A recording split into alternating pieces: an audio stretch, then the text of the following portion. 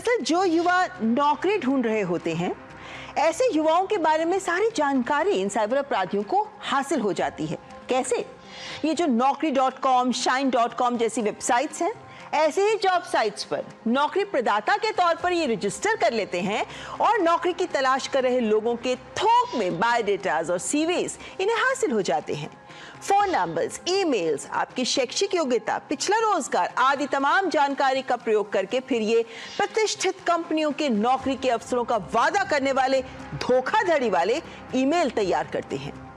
ये जालसाज या तो खुद को जॉब कंसल्टेंसी फर्म के रूप में पेश करते हैं या फिर खुद ही संभावित नियोक्ता यानी एम्प्लॉयर का रूप धारण कर लेते हैं।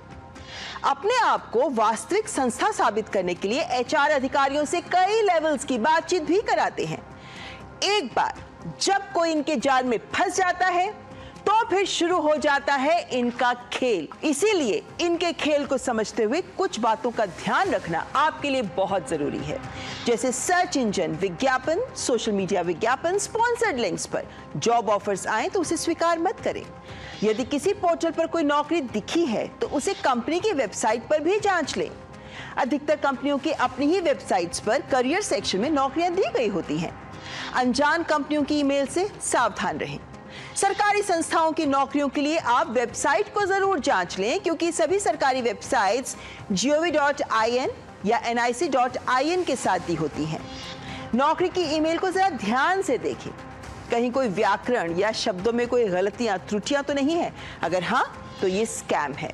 जैसे कि info@company.com के स्थान पर info@company.net या फिर info@company.com स्पेलिंग ध्यान से देखिए। ये गलतियां हो तो ये स्कैम है। नौकरी वाले पोर्टल को जब आप जांच लेते हैं तो उसमें किसी सर्विस के पैसे देने से पहले भी आपको रिव्यू चेक कर लेना होता है। पैसे लेकर जॉब देने वालों से भी आपको सावधान रहना होता है।